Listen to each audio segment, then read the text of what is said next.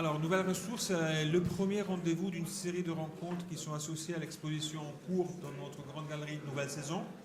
Si vous ne l'avez pas encore visité, je vous conseille vivement de le faire, sauf que pendant la durée de cette rencontre, la galerie va fermer. Donc il faudra que vous reveniez à un autre moment. Dans les semaines et les mois qui viennent, vous avez du temps parce que l'exposition restera ouverte jusqu'en décembre.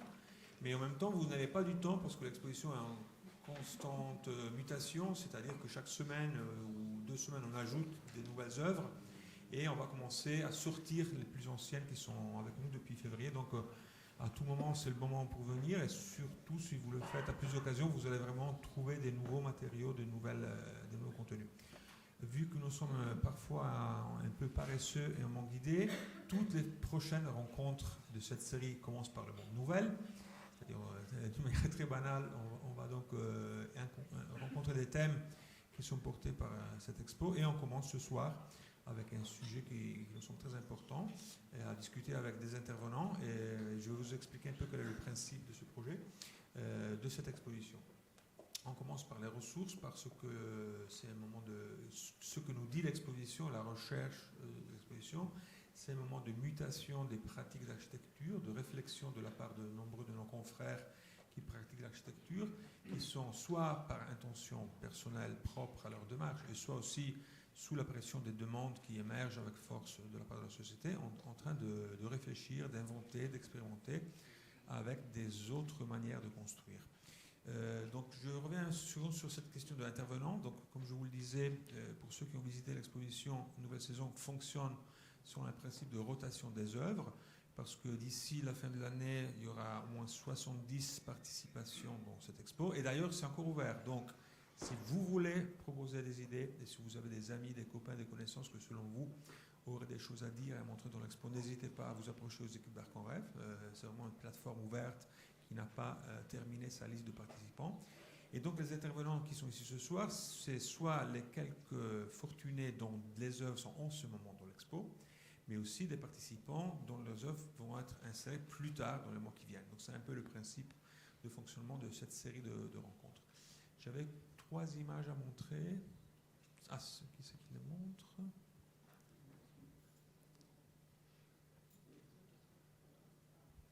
Je voulais donc... Non, ça, c'est pas les miennes. Est-ce que tu peux étrangler les gens dans la salle de régie? Voilà. Alors, on commence avec cette question des ressources, des matériaux. Pour beaucoup de nous qui opèrent dans le champ de l'architecture, certains mots et certaines expressions commencent à devenir assez courantes. On écoute beaucoup de parler de sujets de recyclage. Le mot biosourcé revient fréquemment. Et j'aimais démarrer un peu cette courte introduction ce soir avec ce livre de l'historien de l'architecture Sigrid Gideon, un historien suisse, qui, comme vous le savez, a été pendant très longtemps le chantre ou l'accompagnateur aux l'éminence grise de l'architecture moderne. Un des grands acteurs des congrès internationaux d'architecture moderne, donc un des rares intellectuels et théoriciens qui ne pratiquaient pas, mais qui était suffisamment à l'aise pour discuter avec Mies van der Rohe et Le Corbusier de pair à pair.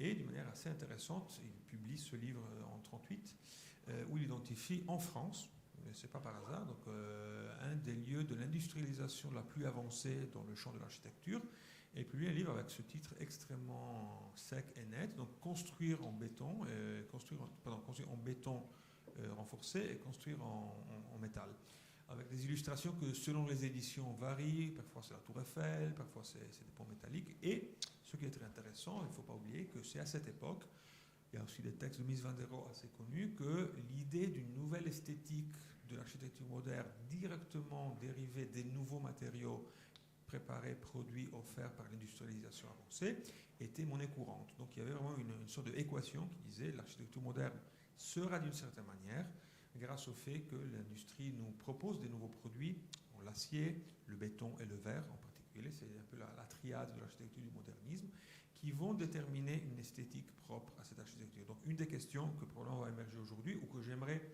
d'une certaine manière solliciter dans les discussions qui vont suivre est si effectivement est-ce qu'on peut imaginer une nouvelle esthétique dérivante pas des nouveaux matériaux d'ailleurs, des matériaux anciens mais réinterprétés selon des cités modernes qui pourraient effectivement constituer une nouvelle esthétique pour l'architecture. Donc nous passons à l'autre image. Non, c'est pas celle-là. Voilà.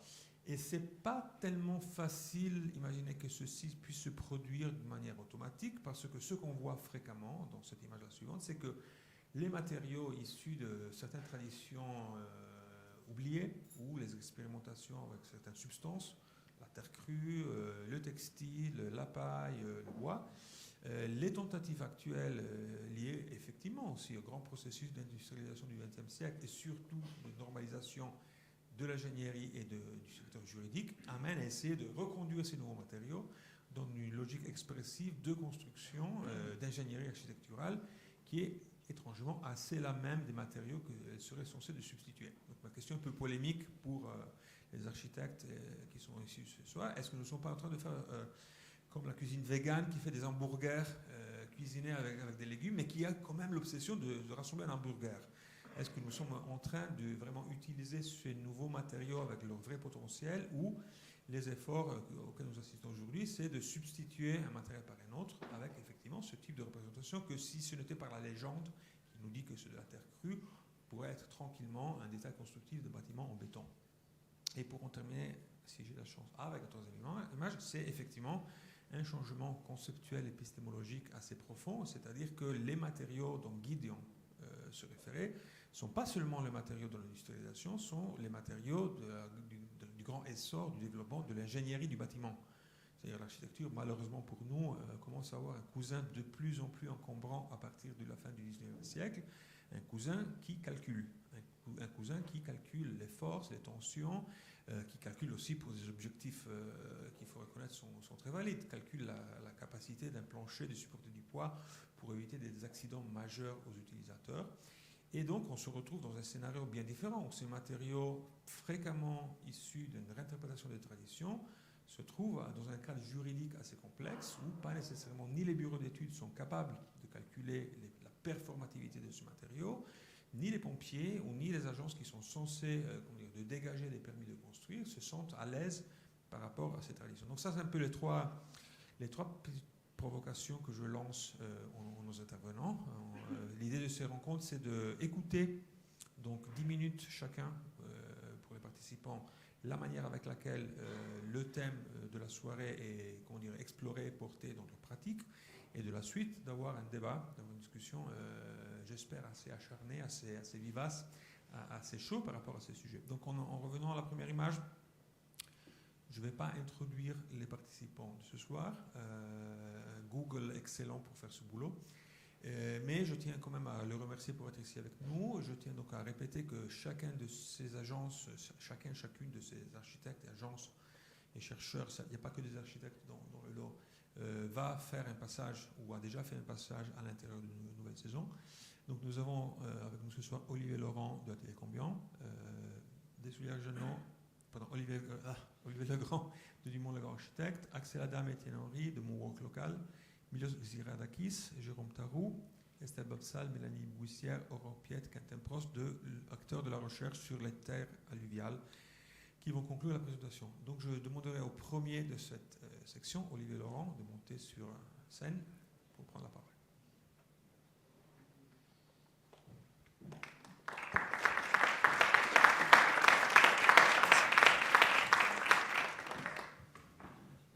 Bonsoir.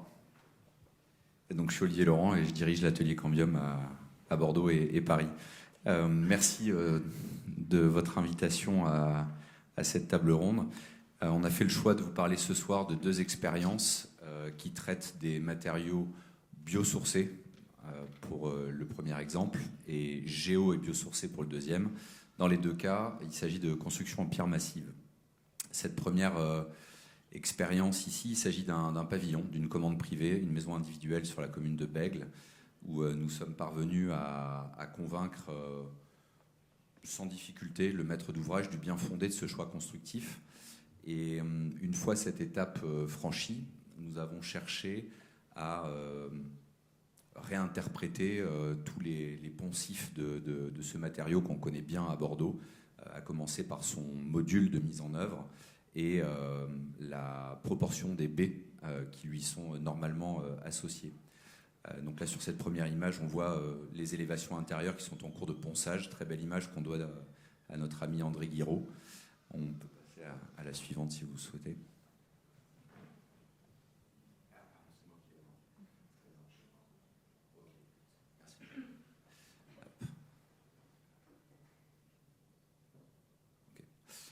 Sur cette deuxième image, donc, vous voyez l'ensemble des élévations de la maison, donc tous les murs périphériques et les murs de refend qui ont été élevés dans une pierre issue d'un gisement un peu lointain. C'est pour ça que je veux préciser qu'on était sur du biosourcé sur cet exemple et non pas du géosourcé, puisque nous avons travaillé avec un tailleur de pierre installé au Baux-de-Provence et que cette pierre est celle du pont du Gard. Donc elle a fait quelques kilomètres pour venir siéger à Bègles. Mais la particularité de cette pierre, c'est que c'est une pierre très éveillée.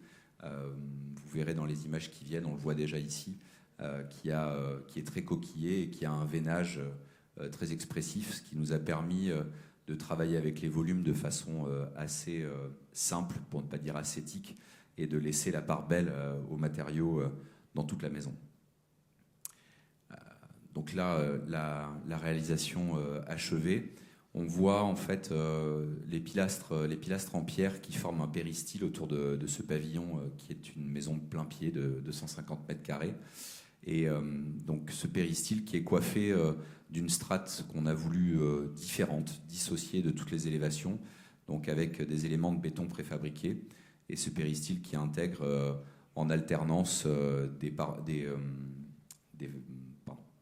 toitures opaques et des toitures qui sont dotées de pergolas au droit des baies. Je vous parlais un peu plus tôt du contraste qu'on a voulu organiser entre le matériau qu'on connaît dans un module plutôt manuportable sur la ville de Bordeaux. Là, on a opté pour le recours à des grands blocs. Alors évidemment, il y a une notion d'économie puisque leur extraction est sans retravail, donc moins onéreuse. Et donc on a mis en œuvre des blocs qui font entre 1 mètre et 1 mètre 80 de long, 50 cm de haut et 35 cm d'épaisseur, ce qui nous permettait d'avoir vraiment un rapport d'échelle très différent. Et une fois ces ouvrages réalisés, le couronnement donc en béton.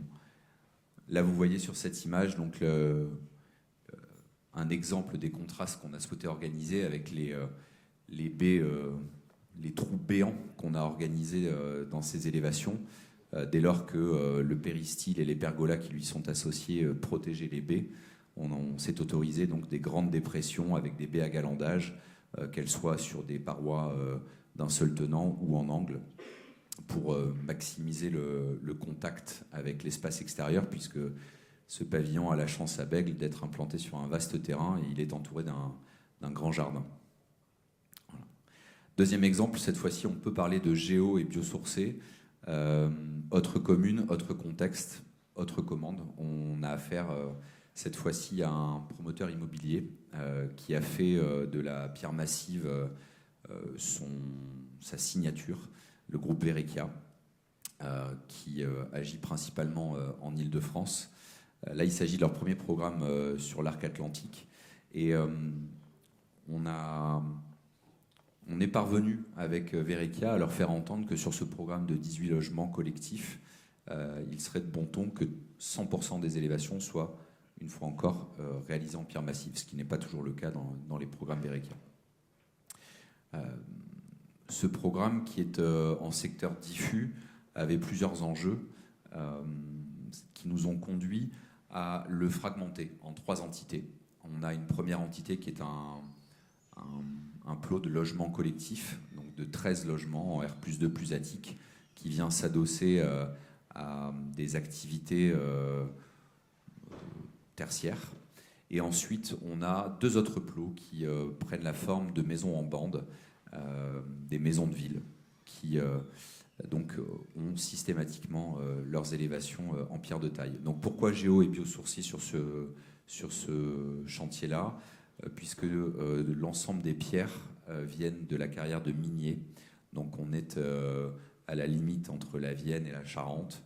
Et c'est un des plus gros gisements aujourd'hui qui nous a permis en fait de produire le volume de pierre qui était nécessaire pour ce programme. Donc on est sur une pierre qui est assez différente, qui est pour le coup plutôt fermée, très homogène, et qui nous a permis donc de réaliser l'ensemble de ce programme. Sur cette image, vous voyez que évidemment la mise en œuvre de la pierre a beaucoup évolué avec les moyens de levage. Donc ça nous autorise de recourir à des blocs qui sont nettement plus imposants et de pouvoir assumer des cadences de montage qui sont assez importantes, puisqu'on n'a pas les mêmes contraintes qu'avec une brique, notamment avec les phénomènes d'écrasement des joints, ce qui nous permet, avec tous ces moyens contemporains, de pouvoir monter entre 33 et 35 blocs par jour. Donc c'est des constructions qui vont assez vite, pas aussi vite que la construction Ossature-Bois, mais c'est quand même assez stupéfiant. Voilà, et donc une image du programme livré, donc avec au premier plan le plot de logement collectif. Voilà, sur cette deuxième image également. Voilà. Et sur cette dernière image, donc vous voyez la qualité de la pierre, qui est une pierre excessivement homogène et qui n'a rien à voir avec le premier exemple. Voilà ce que j'avais à vous présenter ce soir.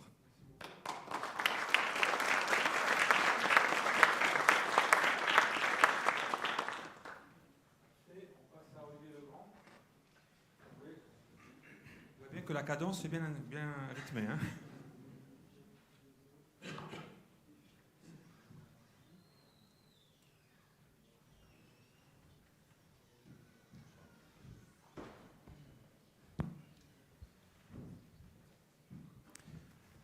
Bonsoir, très heureux d'être là ce soir, merci. Moi je vais vous présenter un projet qu'on a réalisé à l'agence à Biganos avec Aquitanis qui était sur cette opération à la fois aménageur et bailleur.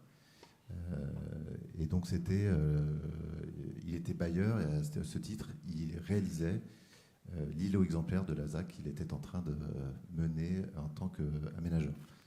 Donc, ce qui est intéressant, c'est qu'en fait, il y a une sorte de... C'est le gros bouton. Ok, pardon, merci. Donc voilà, Biganos, c'est la porte d'entrée du bassin d'Arcachon. Ça, je pense que tout le monde le sait à peu près dans la salle.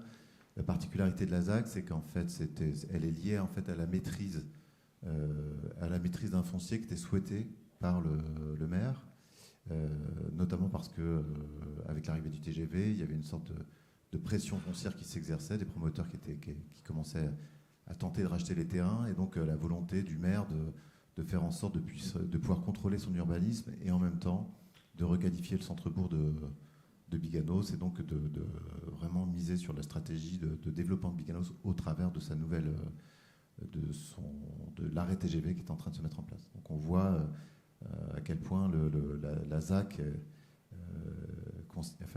constitue une sorte de mitage du territoire. Et donc à ce titre, ce qui était plutôt intéressant, et on peut revenir en arrière avec je reviens sur le petit bouton, c'est ça. Donc ce qui est intéressant à Biganos, c'est qu'en fait on a gagné ce projet en 2019. Celui-là, ok, merci. En 2019, en fait, il y a une exposition qui avait lieu à Arc-en-Rief qui s'appelait Terre d'ici, et donc qui lançait un peu les premiers projets de Biganos. Ils étaient déjà lancés d'ailleurs. Nous, on a gagné, je crois, le second projet de la ZAC de Biganos. Et donc l'idée était de construire avec le matériau qu'on avait sous les pieds, qui était la terre. Donc je vais vous parler quand même pas mal de terre ce soir. Je vais rapidement passer sur l'architecture. Donc à Biganos, on avait une forme de densité qui était amenée par la ZAC, une nouvelle densité, avec cette idée pourtant qu'autour de nous, ce qu'on voit, ce qu'on devine sur cette image-là, c'est que finalement on est dans un tissu assez décousu, avec des bâtiments plutôt pavillonnaires pour la plupart, de hauteur qui varie entre du rez-de-chaussée et du R+2. Et donc l'introduction de densité, nous on a choisi en tant qu'architecte de fragmenter ces volumes, enfin en tout cas de fragmenter les volumes bâtis pour essayer de faire en sorte que pour répondre en tout cas à une densité perçue la plus faible possible. Et on est venu créer des grappes de logements dans lesquels on a installé nos noyaux distributifs, autour desquels on a des plots disposés, qui sont les logements habités. Et ces petites rotations de chacun des plots permettent à chacun des logements d'aller chercher des profondeurs de vue Et ce qui nous a permis de faire en sorte que chacun de ces logements bénéficie d'un niveau de confort important. Et dans la question des matériaux biosourcés, il y a aussi ça, c'est-à-dire qu'il y a cette idée que l'emploi des matériaux, quand on le fait, on va chercher une réflexion axée aussi sur des critères de confort qui sont assez importants, ramener de l'inertie dans les logements, construire faiblement carboné, souvent c'est faire recours au bois. Et donc ça pose aussi des questions de confort, puisqu'on a des logements qui sont plus soumis aux variations de température. Voilà, donc c'est le développement du projet architectural, ce qui a donné à peu près ça en termes de concours et d'images. Et maintenant, je vais vous parler donc de la Terre, parce qu'on a fait ce concours. En fait, la particularité de ce concours, c'est qu'on l'a développé en conception-réalisation, donc auprès d'une entreprise.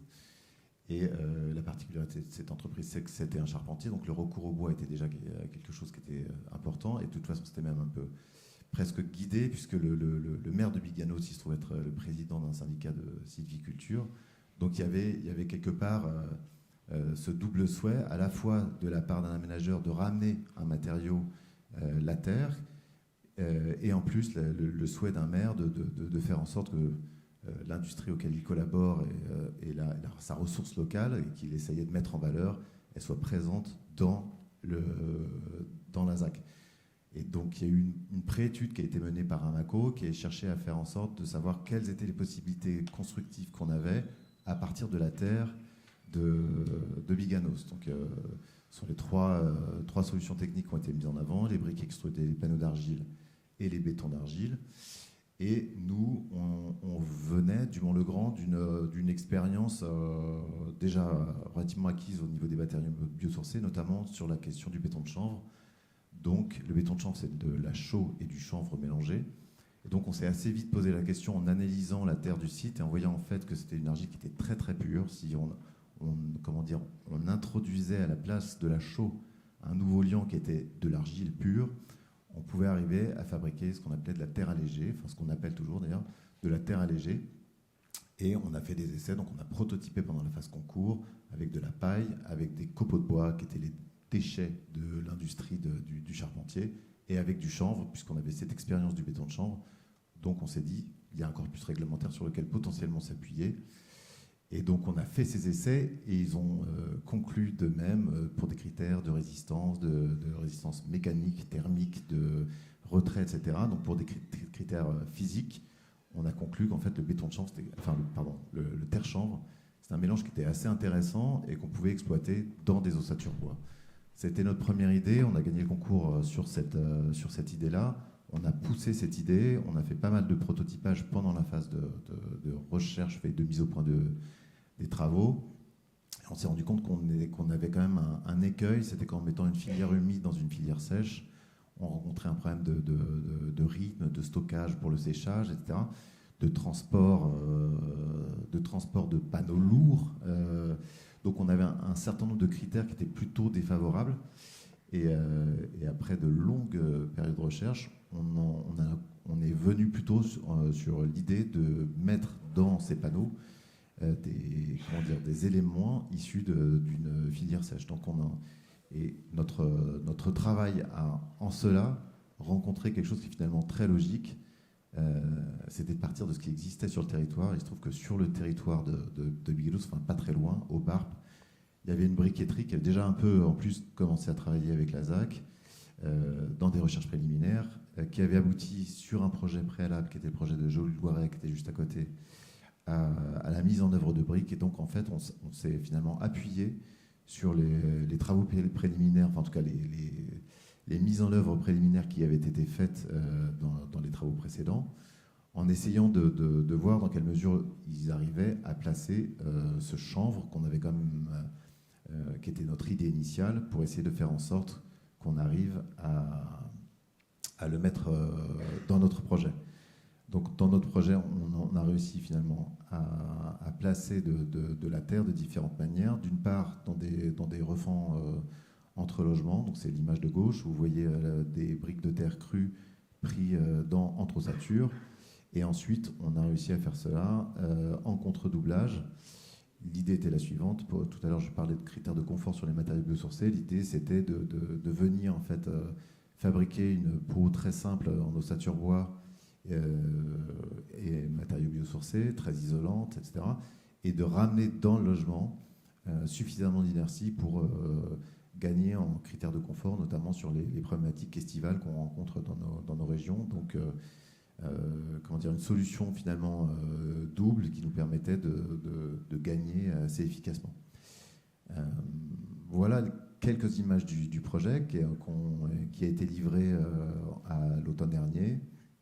Et peut-être, je voulais faire une petite aparté, c'est revenir sur la question, en fait, rétroactivement, dans ce projet, en termes de matériaux biosourcés, globalement, on a du chanvre, on a de la paille en isolation aussi, on a du bois et on a de la terre. En fait, ça interroge quelque chose qui nous tient à cœur à l'agence, qui est le développement des filières.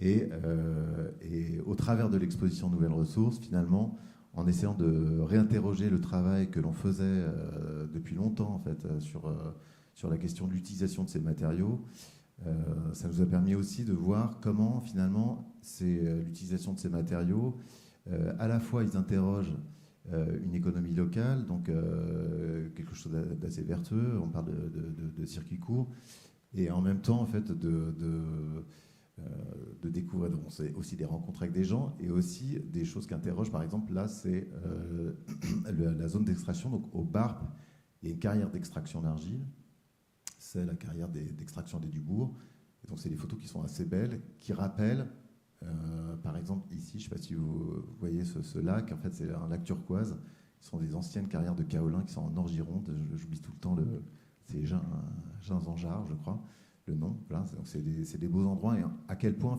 finalement, l'utilisation de ces matériaux contribue aussi à façonner des paysages, à contribuer à du rayonnement économique local. Et voilà, donc c'est quelque chose qui est assez important. Nous, on parle d'intensité sociale de la matière dans nos projets.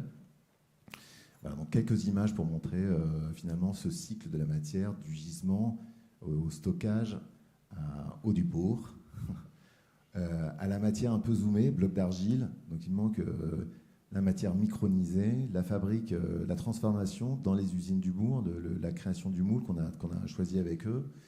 La brique, donc nous c'est celle du dessus, et les poseurs, Sébastien Carrier, les Carriers, voilà, et la mise en œuvre, et puis finalement quand même un résultat qui est l'espace habité, avec un habitant dans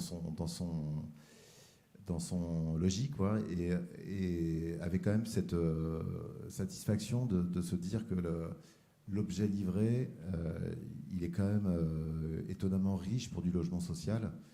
Et je pense que ça aussi, c'est peut-être un des points qui amène les matériaux biosourcés. C'est une sorte de contextualisation qui se voit aussi, qui se lie aussi dans le logement. Et comment finalement toutes ces réflexions autour d'un seul projet amènent le suivant. Et on est en train de construire un projet à Saint-Médard dans lequel en fait on a poussé ces indicateurs, et en fait on s'est intéressé à la question du bois local, qui avait été quelque chose qu'on n'avait pas réussi à aboutir à Biganos. Donc on a poussé ces indicateurs pour arriver à le faire justement à Saint-Médard-en-Jalles, à se servir en fait de l'expérience acquise sur les briques de terre crue pour les remettre en œuvre une nouvelle fois à Saint-Médard. Donc comment finalement ce travail de filière locale se constitue et trouve une résonance territoriale assez importante. Et après, je ne sais pas si j'ai encore 2 minutes ou si j'ai plus 2 minutes. Non. Brut.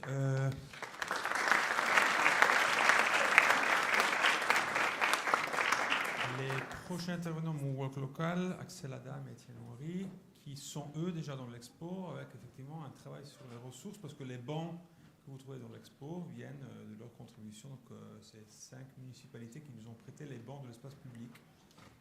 Bienvenue.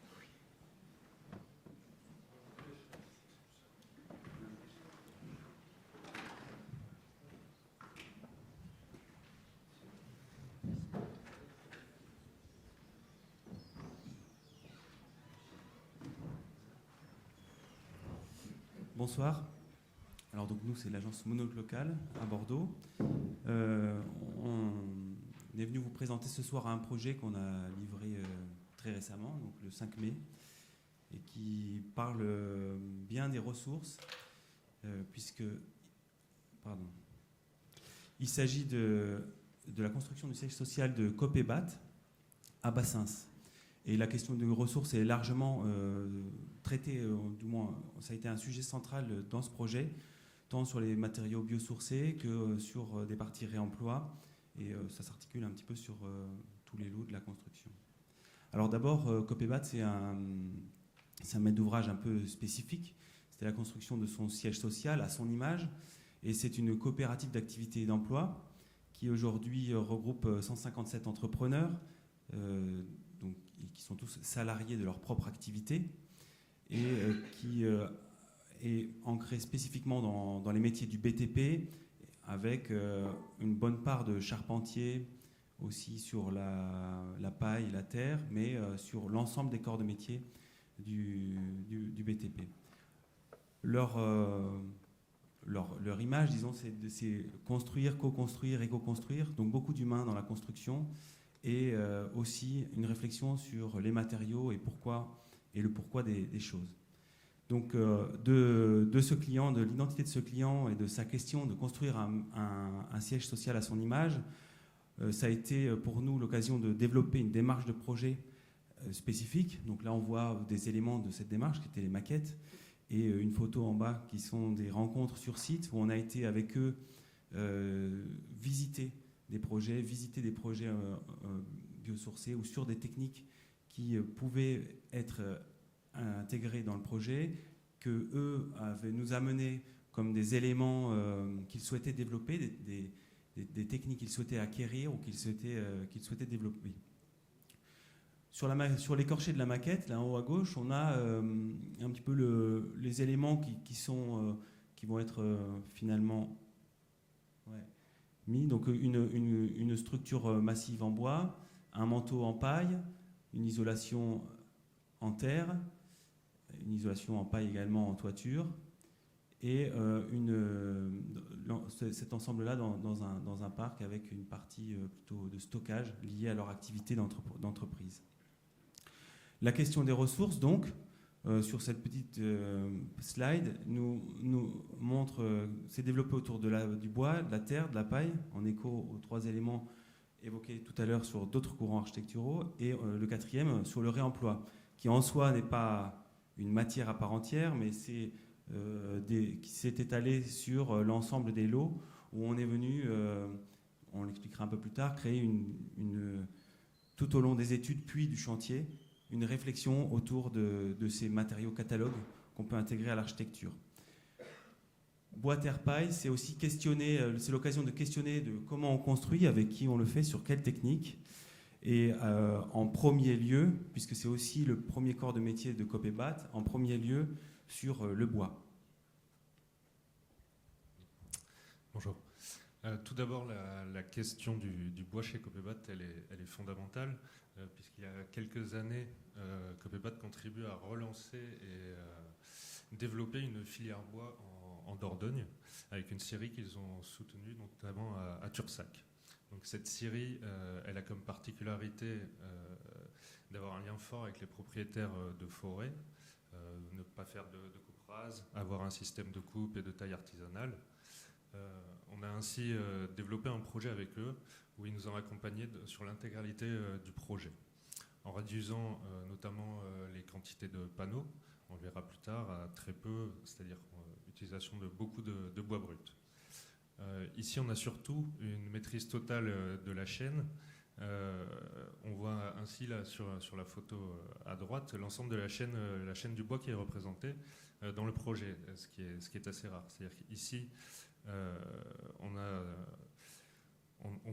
a sur les projets à savoir d'où vient le bois, qui l'a coupé, qui l'a mis en œuvre et qui l'a calculé. Donc, cette démarche, elle a nécessité une adaptation de chaque corps de métier, notamment dans l'ingénierie, puisqu'on a utilisé aussi bien des bois de différentes essences, de différentes résistances, avec une scierie qui n'avait pas les mêmes éléments de caractérisation qu'une scierie industrielle. On a dû dégrader, pour exemple, quelques parties, les résistances pour pouvoir recalculer différemment le bâtiment. On a ajouté également à cette question de la scierie le réemploi de bois structurel. Nous, chez Moonwalk Local, ça fait plusieurs projets qu'on expérimente le bois structurel de réemploi sur recouverte, passerelle, ici donc sur un siège social. Et bientôt, vous le verrez sur un autre projet au bassin à flot qui est en cours de construction. Et on a ainsi pu apporter notre savoir-faire sur cette question-là. Donc avec un maître d'ouvrage qui a des compétences internes et qui a pu les mettre en place dès les études pour à la fois sourcer, récupérer, stocker et recaractériser du bois. Et c'est comme ça que 50% du solivage de l'étage est réalisé en poutre de réemploi issue de la déconstruction de charpentes de maisons individuelles de Domo France pour cet exemple. Le bois, toujours, on voit ici l'ensemble du projet avec des éléments comme les voliges sur la photo de droite aussi, qui ont été intégrés. Donc au départ, ça aurait dû être des panneaux de contreventement. Ici, on a plutôt affaire à des coproduits de la scierie, ce qui permet aussi, encore une fois, d'optimiser la ressource. Ensuite, il y a la paille. Donc la paille qui, elle sert dans le projet, c'est ce qui vient créer le manteau thermique du projet. Et elle a été réfléchie avec les artisans pour développer une technique de botte à plat. Donc on est sur une botte de 37-46, donc ici on a un mur qui finira à 46 cm, qui permet à la fois de se décorréler de la structure et d'avoir une mise en œuvre aussi plus aisée, tout en restant artisanale et in situ. Et c'est aussi Copébat qui est partenaire.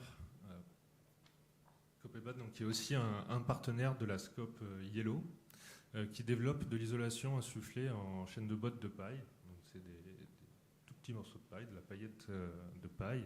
Et c'est à titre expérimental que l'ensemble de la toiture du projet a été isolé en rampant dans des caisses en paille. Donc c'est une première et ça a été développé en partenariat avec l'entreprise Yellow. Ensuite, Copébat, ce sont aussi donc des artisans qui souhaitent développer des savoir-faire, notamment le savoir-faire de la terre, avec un centre de formation, des artisans donc, qui se forment, un besoin de changer d'échelle. Donc ce projet a été l'occasion pour Copébat d'investir aussi dans de la machinerie et de tester de la mécanisation d'enduits. Sur des enduits qui sont issus du site même, donc des fondations. Et donc c'est tout un process qui permet aussi à faire de ce projet un projet avec de la ressource humaine pour Copébat qui vient finalement, Copébat est une entreprise qui vient monter en compétences. Donc ici on peut voir les ambiances finies de l'intérieur.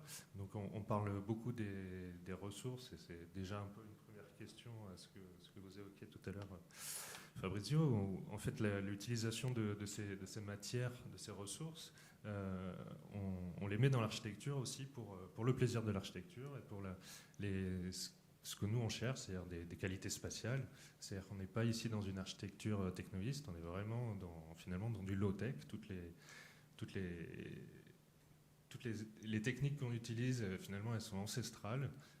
Mais notre discours, c'est de revenir à un plaisir de l'architecture aussi, une sorte de sensualité. Ici, on voit la finition avec la terre. On a ce travail sur l'embrasure avec cette double courbure. On a tous ces détails d'intégration des tablettes au niveau des cadres de menuiserie. Voilà, toute l'architecture avec la charpente apparente, le solivage apparent. Voilà. Donc, et dans ces photos, on commence à voir des premiers éléments d'un nouvel ordre de réemploi aussi. Donc, je passe là. Ouais, on parle beaucoup de technique, etc. Mais effectivement, c'est le sujet central, c'est l'architecture.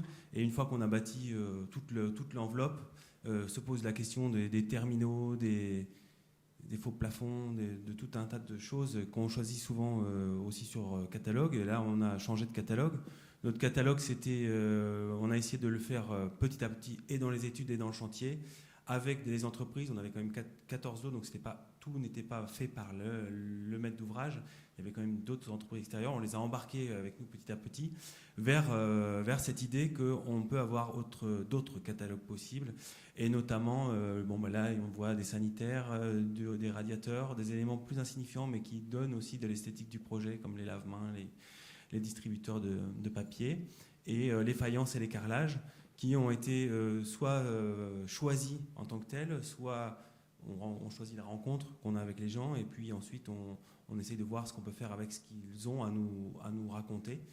Et c'est ça qui a déterminé une partie de ces sources en seconde œuvre. Des choses plus discrètes aussi, comme ici dans les ressources, toute cette menuiserie intérieure, elle a été faite sur mesure, mais avec une ressource qui, elle, était prédéfinie, qui était les vitrages qu'on avait sourcés. Donc on se retrouve avec un élément absolument neuf, et où on questionne plutôt le matériau et la conception, et questionner au regard d'une ressource qu'on avait au départ. Le sol aussi, qui est une moquette de réemploi, développement d'une filière. Et ici, pour terminer, on avait parlé de ces poutres de bois qu'on a remis en solivage de plancher, on les voit ici, avec du chaud-chambre, dont on a parlé précédemment, qui là sert d'affaiblissement acoustique d'une des salles. Et à droite, un luminaire qu'on a développé pour le hall d'entrée. Et le second œuvre, voilà, donc d'autres... Ouais. Le second œuvre, c'est presque fini. Le second œuvre, c'est des opportunités, voilà, des volets qui sont devenus les portes des box, ou un garde-corps qui devient le support d'une treille à l'extérieur.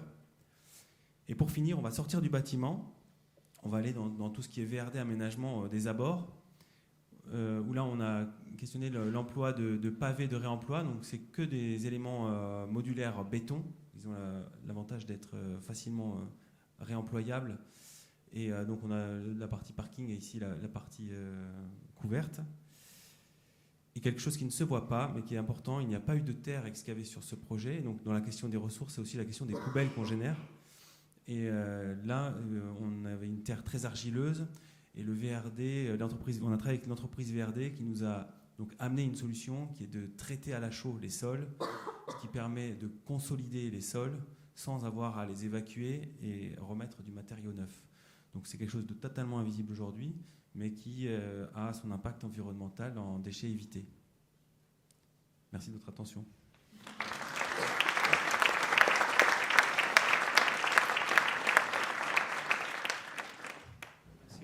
Désolé pour mon rôle de gendarme, mais je suis tenu. Donc, je demanderai maintenant à Milos Ziradakis de Atelier RS de monter sur l'estrade avec nous. De plus en plus de chaises qui s'ajoutent, c'est très bien. Merci. Bonsoir. Alors, merci pour cette invitation. Moi, je vais vous parler d'un projet d'une échelle bien plus modeste, puisqu'il s'agit de mobilier. On est plus à l'échelle du design qu'à celle de l'architecture. Je voulais entamer la présentation par cette image pour préciser que donc RES, c'est à la fois une agence d'architecture, mais aussi un atelier de menuiserie. On travaille pour nos confrères architectes aussi. On fait des cuisines, des parquets. Donc, si... n'hésitez pas, voilà, je tenais à le placer. Mais aussi, blague à part, pour dire qu'on allait essayer de parler de réemploi à travers plutôt l'œil de l'artisan. Et donc, c'est de réemploi. Alors, je passe avec ça. Yes. C'est de réemploi dont je vais vous parler. Je ne vais pas présenter un projet en particulier, mais plutôt une démarche qui nous occupe depuis maintenant 5 ans à l'atelier, et dont la principale ressource est ici présentée. Donc des structures de mobilier récupérées, des vieux trucs rouillés pour l'essentiel, et des chutes de bois qu'on récupère soit via des filières spécialisées, mais qui sont aussi des chutes d'une dimension suffisamment petites pour qu'elles ne servent plus à nos confrères menuisiers et qu'on récupère donc auprès des autres ateliers de menuiserie. Notre but dans la récupération donc, de ces ressources, c'est d'arriver à ce résultat. Donc l'idée est tout simplement de restaurer des chaises, tables, guéridons, etc., hors d'état, et de les remettre en circulation. Pour ce faire, on procède d'une manière assez simple. On va déshabiller les structures à acier qu'on récupère, les nettoyer, les faire thermolaquer quand elles sont peintes ou les relustrer quand elles sont chromées, et les rhabiller avec des dossiers, assises, plateaux en bois qui sont, dans la mesure du possible, eux aussi issus du réemploi.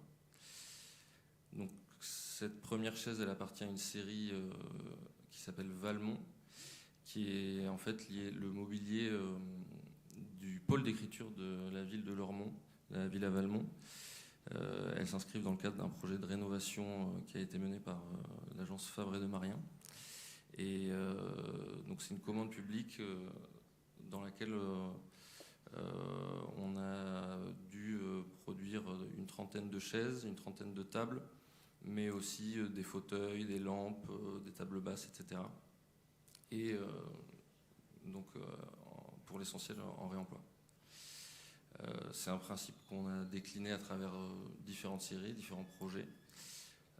Là, par exemple, c'est le mobilier du restaurant Baston. On a des structures qui ont été récupérées dans un collège, donc c'est du mobilier scolaire qui a été désossé et thermolaqué. Et le bois est en hêtre massif et provient pour l'essentiel d'une grande bibliothèque en hêtre qui avait été démontée avant d'être retronçonnée et creusée afin d'être transformée en assise en dossier. J'en profite pour préciser justement l'idée initiale dans cette démarche, notamment au niveau des chaises, c'est qu'on est sur une dimension de pièces de bois suffisamment petites pour être couramment récupérables. Par exemple, lorsqu'on va réaliser une cuisine avec un plan de travail en bois massif, nécessairement on va devoir découper un trou pour l'évier et pour la plaque. Et en fait, c'est en manipulant ces bouts de bois que généralement, en tant que menuisier, on finit par jeter, qu'on s'est dit qu'il y avait peut-être moyen d'en faire quelque chose d'autre. On a ensuite cette autre série, donc ça c'est une commande de la Fabrique Paula, pour laquelle on avait réalisé 80 chaises, donc là plutôt à partir de structures de chaises en formica, donc structures chromées, qui avait été relustré. Et pour le bois, on avait plutôt un ensemble dépareillé, où on avait fait vraiment en fonction des opportunités, un peu de ce qu'on avait sous la main. C'est une série aussi pour laquelle on a travaillé à partir de débris. Par exemple, pour la chaise de gauche, il ne reste plus grand-chose de la chaise initiale. Je ne sais pas si on peut parler de réemploi. Mais c'était important pour nous d'être dans ce soin-là. Et il faut dire que c'est aussi un peu difficile pour nous de jeter. Et en fait, tout ce travail est aussi une forme de thérapie liée à une maladie qui consiste à ramasser tout ce qu'on trouve dans la rue. Et donc, aujourd'hui, on se définit un peu comme une forme de SPA du mobilier. Puisqu'on va recueillir des meubles malades, les retaper et essayer de leur trouver de nouveaux propriétaires. Donc là, par exemple, parfois c'est des interventions assez mineures. Sur la chaise de gauche, il s'agissait juste de la reponcer, de lui créer un nouveau dossier, une nouvelle assise, pardon, et de lui faire un petit sourire. Et sur la table de droite, c'est une table en formica dont on a retravaillé le plateau avec un opus incertum de stratifié. Donc des débris de stratifié, encore une fois de la récupération de choses qu'on ne veut pas jeter, qu'on agglomère les uns aux autres pour qu'ils trouvent eux aussi leur utilité. Cette série d'objets un peu décousue. On a essayé de canaliser et de rendre lisible cette série via un nouveau projet qui s'appelle 100% Proto, qui est une sorte d'objectif de réaliser 100 prototypes à partir de réemploi de sources très variées. Là, par exemple, à gauche, on a typiquement un plateau qui provient du découpage d'un plan de travail de cuisine. À droite, c'est un morceau de meuble d'un projet qu'on a réalisé, mais qu'on a dû modifier. En fait, c'est une forme de chute d'une grande bibliothèque qu'on a simplement muni d'un plateau pour transformer en table basse. Et je trouvais intéressant de finir là-dessus, même si c'est peut-être un peu anecdotique, mais dans le sens où je trouve qu'à travers ces derniers projets, on est dans finalement un fonctionnement assez trivial et normal d'un atelier de menuiserie qui va chercher à valoriser ses chutes. Et c'est un fonctionnement un peu organique, en fait, qui va guider, qui va conduire au réemploi. Et c'est quelque chose d'assez naturel. Et si on revient à un projet comme le premier, celui de la série Valmont, qui donc s'inscrit dans le cadre d'une commande publique, on voit tous les freins en fait qui peuvent exister entre l'installation d'un mobilier de réemploi dans une commande publique et la technicité de la demande. C'est-à-dire que c'est très dur quand on a une ressource flottante, indéfinie souvent au moment de projeter le projet, de garantir à une maîtrise d'ouvrage qu'elle aura 30 chaises, 30 tables identiques, sérielles, avec un niveau de confort. C'est très dur à prototyper. Et alors que si on fait au coup par coup une série d'objets différents, tout devient plus facile. Et c'est pour ça que je tenais à finir par cette image et à poser cette question de l'atelier comme ressource, parce qu'il me semble que l'architecte, en tant que prescripteur, a évidemment un rôle à jouer pour faire évoluer dans le bon sens le réemploi. Mais je crois que les artisans sont avant tout... ont quelque part un peu le lead, ou en tout cas la balle est dans leur camp, pour intégrer des pratiques de réemploi et pouvoir aider le monde de l'architecture à aller dans ce sens. C'est peut-être justement avec Cancan qu'on va...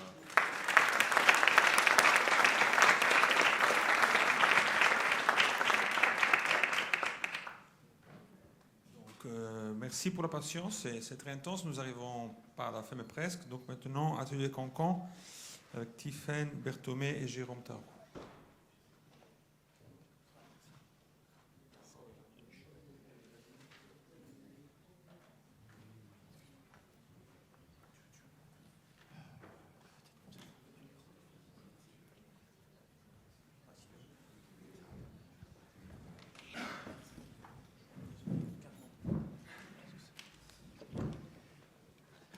Alors, bonsoir à toutes et tous. J'en aurais pas besoin, j'ai qu'un seul slide. Je serai tout seul ce soir, Tiffaine ne sera pas avec nous. Je m'excuse par avance puisque je n'ai pas de belles images à vous montrer. Heureusement, les intervenants précédents l'ont fait. Nous, avec le collectif Cancan, on porte un regard, là dans le cadre du projet que je vais vous présenter, un regard plus stratégique, plus macro sur la question du réemploi des matériaux de la construction.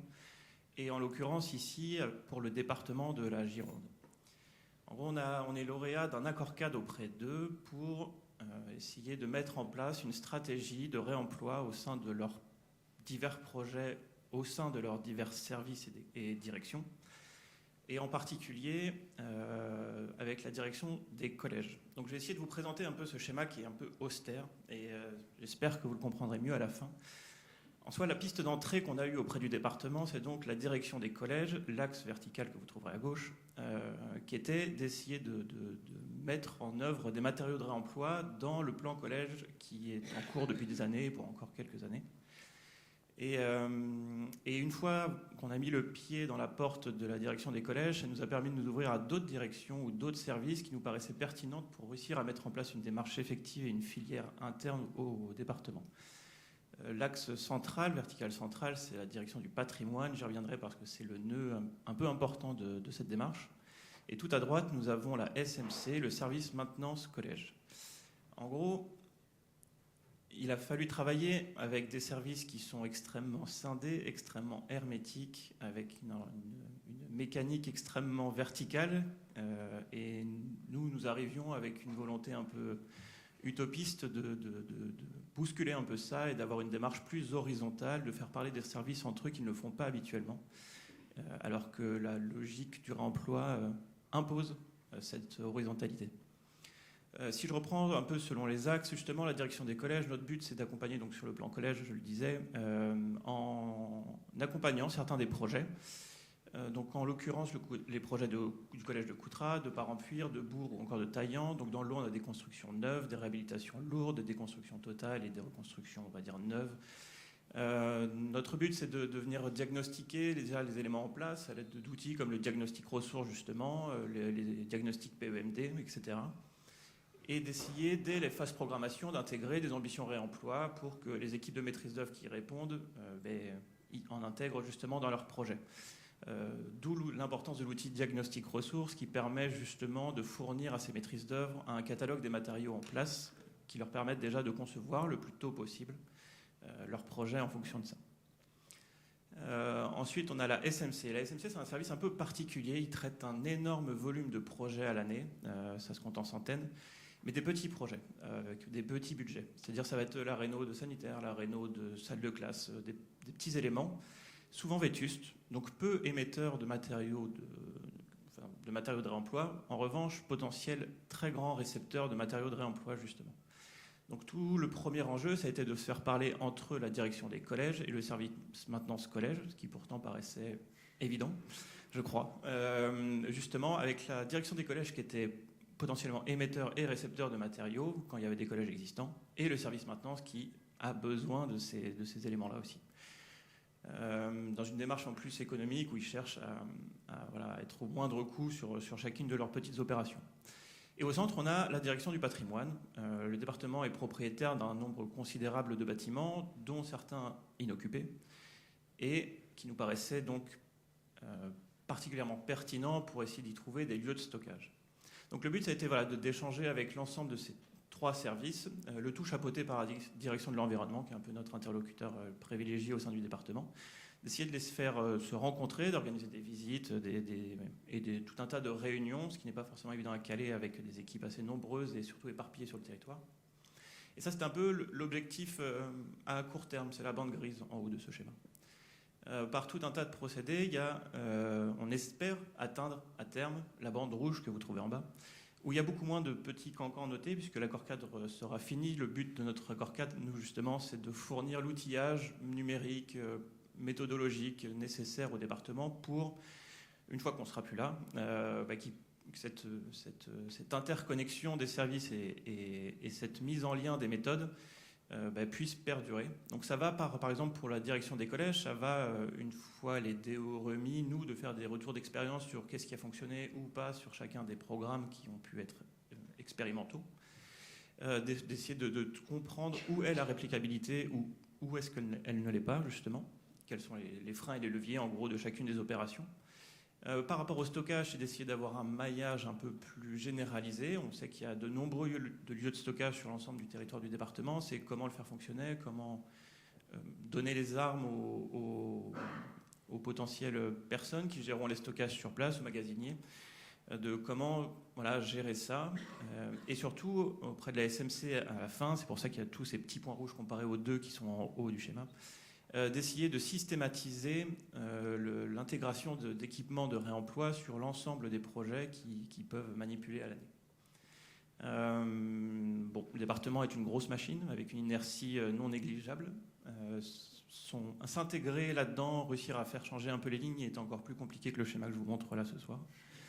Le projet est toujours en cours et se termine pour nous sous peu, mais on espère qu'à terme ou d'ici quelques années, on aura la chance de voir une horizontalité telle que celle de la ligne rouge.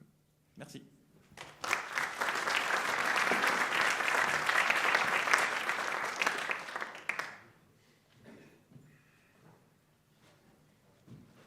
Maintenant, on a besoin de 4 chaises en plus. Parce qu'on va accueillir Esther Babsal, Mélanie Bouissière, Aurore Piette et Quentin Prost du collectif acteur de la recherche terre alluviale, qui d'ailleurs a un projet qui est porté aussi par Villavalmont, dont vous avez vu les chaises qui occupent les espaces. Villavalmont, pour ceux qui ne connaissent pas, c'est un lieu de résidence à Lormont, orienté à accueillir principalement des écrivains, mais pas seulement, et Arcorev, depuis 2 ans, collabore avec cette très belle institution de notre territoire.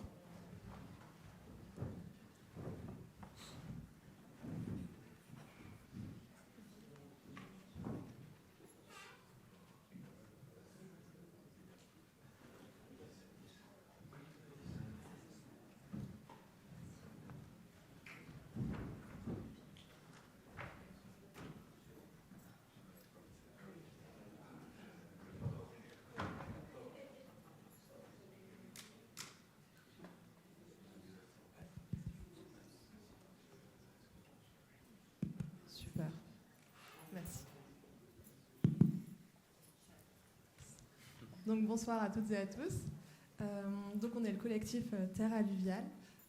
Donc Terre Alluviale, qu'est-ce que c'est ? C'est un projet de recherche en effet qui prend pour base les argiles de dragage de l'estuaire de la Gironde et du bassin d'Arcachon, avec pour objectif donc de définir une construction en terre locale.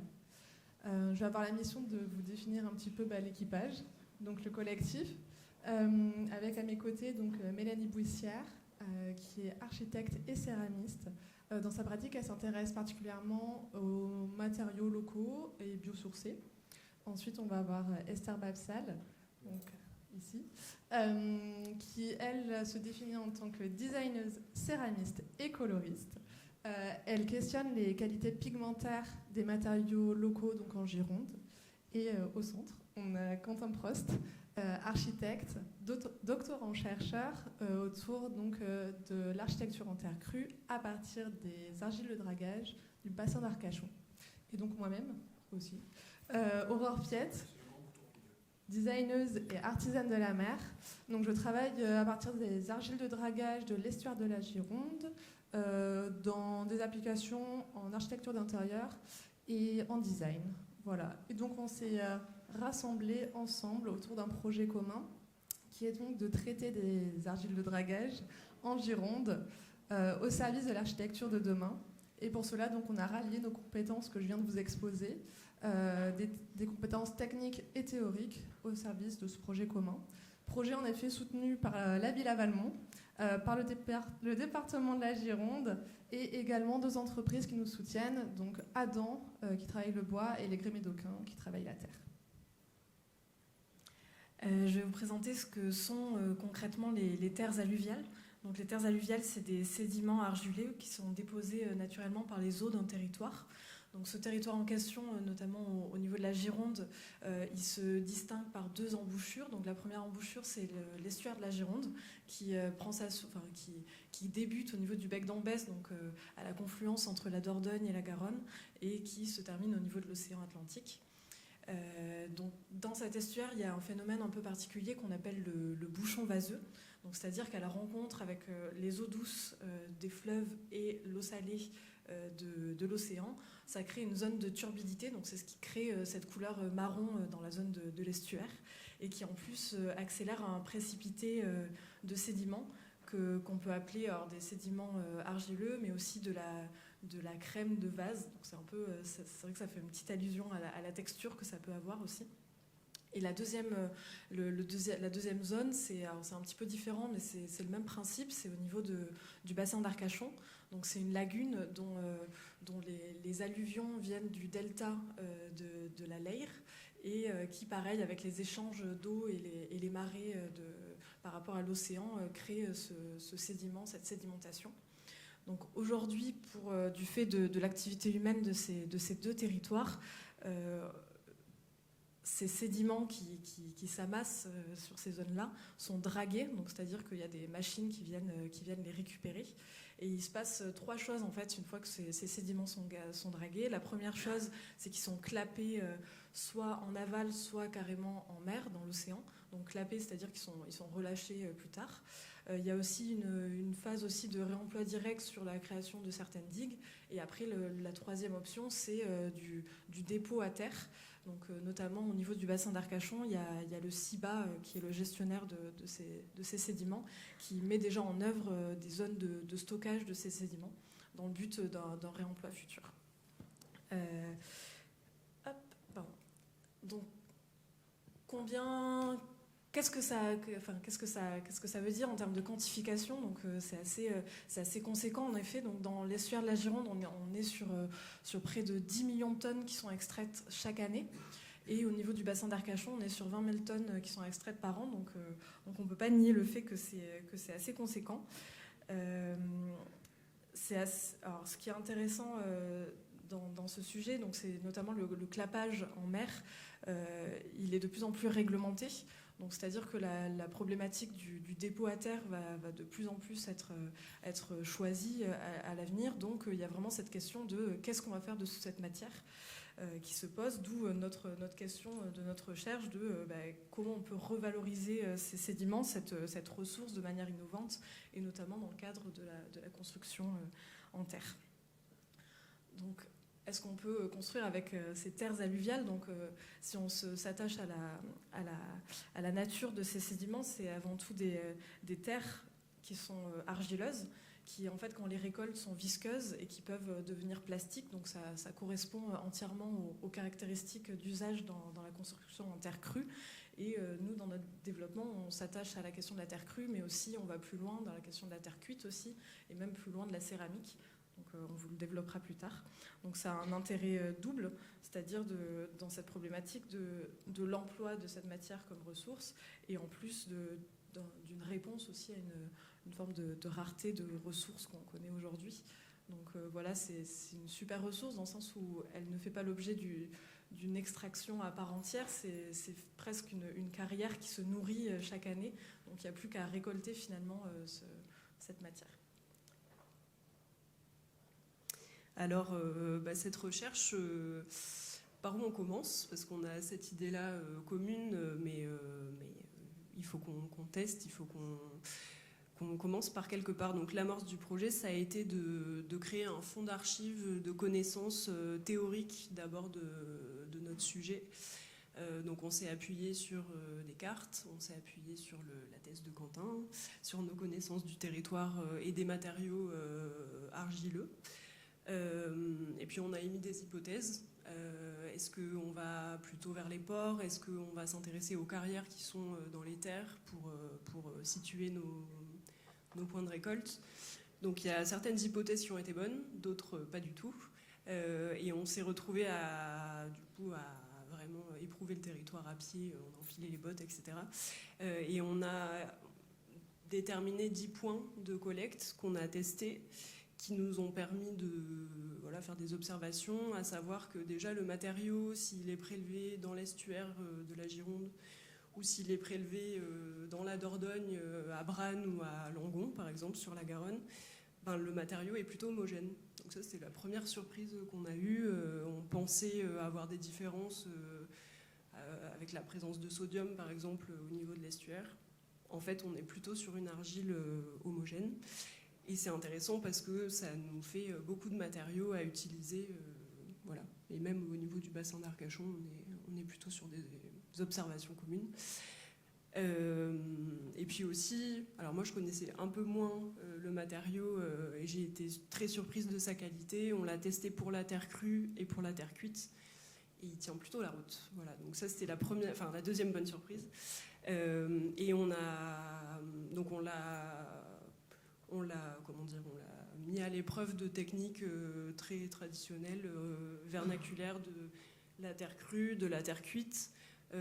Et en fait, pour ça, il faut pouvoir fibrer, il faut pouvoir charger. Donc on est allé chercher d'autres matériaux qui font aussi partie du territoire. Donc on a la coquille d'huître qui nous permet par exemple de faire des enduits de terre avec la terre alluviale. On a la coquille d'huître qui permet aussi, vu que c'est une charge calcaire, de faire fondre la terre et d'en faire des émaux de céramique. Donc on a vraiment essayé de pousser le truc jusqu'au bout. Le sarment d'huile qui nous permet d'aller sur du torchis, de faire de la terre allégée. Si on le brûle, il nous permet aussi de faire de la cendre qui va aussi nous servir pour la céramique. Enfin, voilà, on a essayé de faire comme des matériaux de dialogue qui nous permettent déjà de parler du territoire sur lequel on est, mais aussi de penser à tous les corps de métier qui vont être mis en jeu sans doute dans les années à venir, qui vont se modifier. Voilà. Et donc, la base de cette recherche, comme l'a dit Esther, il y avait une hypothèse, c'était de questionner la variabilité de ces sédiments. En partant du principe, on n'a plus la carte là, mais qu'on pouvait lire le territoire soit de l'estuaire, soit de la lagune, à partir de ces bassins versants, en supposant qu'il y avait une variabilité du fait de l'écoulement des sédiments dans les différents bassins versants, et qu'on aurait des résultats, notamment à la cuisson, de nuances différentes. Donc là, on voit finalement un premier résultat qui est un nuancier qui émane de notre première recherche à la Villa Valmont en novembre dernier, où on a, c'est des tout petits échantillons qui étaient adaptés à l'échelle de travail qu'on avait à l'époque, était un premier défrichage. Donc on a vraiment exploré de la matière brute, en passant par les enduits, en mélangeant ces enduits avec de la coquille d'huître, et ensuite en rentrant aussi dans des techniques de terre crue, aussi comme on l'a dit, issues d'observation de techniques traditionnelles du territoire ou de savoir-faire en tout cas existants, les briqueteries, du patrimoine en terre qu'on peut observer dans le Médoc aussi, du torchis, la terre allégée, on l'a évoqué tout à l'heure, et également la terre cuite, la terre émaillée et puis la surcuisson. Donc c'est à partir des essais de cuisson qu'on a pu avoir une première interprétation sur la question de la variabilité, c'est-à-dire que le petit échantillon que vous voyez en bas au milieu, malgré les différents gisements, il est sorti la même couleur à chaque fois. Donc c'était une façon d'avoir un regard sur la composition minéralogique et de se dire, bon, on a une vase plutôt homogène. Donc ça, c'est vraiment avec l'estuaire de la Gironde, avec le bassin d'Arcachon, dans le cadre en tout cas de la thèse. Il y a eu pas mal d'essais de laboratoires et de terrain qui aussi ont amené ce résultat d'une certaine homogénéité de la matière. Et donc il y a cette question de la technique et des résultats du nuancier que vous voyez à droite et des techniques en observant aussi, alors là on a un carrelet sur la gauche, dans l'arpentage il était question aussi d'observer les différents systèmes constructifs, alors à même ceux de l'estuaire qui sont de l'ordre de l'architecture de bricolage aussi, et en même temps d'aller chercher un peu plus loin dans l'histoire et tomber sur des vestiges en terre crue et de faire le lien avec l'architecture contemporaine. Et c'est là où il y a eu des premiers essais, notamment dans le cadre d'un petit pavillon des expérimentations à l'école d'architecture, qui a permis de tester un premier calpinage de briques notamment, de briques moulées, des adobes, fabriqués à partir de sédiments donc, du bassin d'Arcachon et de coquilles d'huîtres, qui amène aussi, c'est une notion assez importante qu'on aborde, on l'a évoqué, l'épuisement des ressources, où il s'agissait ici, dans la formulation, de remplacer le sable par une ressource locale qui est aussi une façon d'ancrer la question de la filière dans le milieu propre, et de se dire quels peuvent être les liens avec la filière ostréicole existante, qui sont pas des filières qui sont habituées à se côtoyer, mais c'est une façon aussi, comme on le fait avec la paille, de cohabiter entre agriculture et architecture. Donc il y a toutes ces questions qui émergent, qui sont au balbutiement, mais on voit plusieurs pistes assez intéressantes.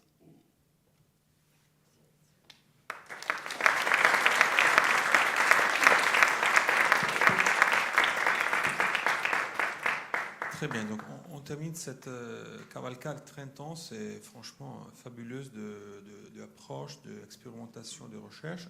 Avant que vous partiez, sachez que l'apéritif dans le parvis, donc rez-de-chaussée, est ouvert à tout le monde, donc vous pouvez rester parce qu'il y aura à boire et à manger ensemble. Mais je crois qu'on a un peu de temps quand même, vu la richesse des présentations, peut-être d'avoir quelques questions, de relancer quelques thèmes. Moi, j'aurais peut-être une question, je ne sais pas qui l'adresser, mais un peu générale. Une chose qui me frappe beaucoup dans toutes vos présentations, c'est quand même un rôle, pour moi, assez novateur de l'architecte, qui devient aussi un pédagogue, un expérimentateur, parce qu'on fait des expériences avec des artisans, des entreprises ou avec les services du département. Et c'est quand même un rôle que les architectes n'avaient pas aussi clairement assumé dans leur histoire. Donc c'est un rôle amener des autres à croire dans les possibilités techniques. Parfois on essaye, parfois on n'est même pas trop sûr que ça marche. Et donc je serais un peu intéressé de savoir comment vous voyez effectivement ce léger glissement de notre fonction qui historiquement a été plutôt dépendante, à nouveau, pour revenir à ce que je disais, des ingénieurs qui étaient censés nous expliquer comment faire les choses. Et ici, il y a un basculement, donc on va rechercher des manières de faire du passé, et après on s'imagine pourquoi ne pas mélanger les ostréiculteurs avec l'argile.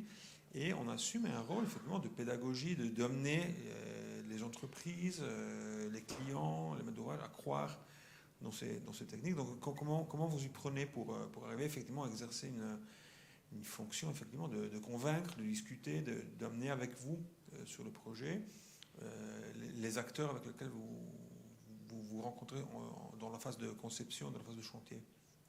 J'ai pas une question ouverte, donc.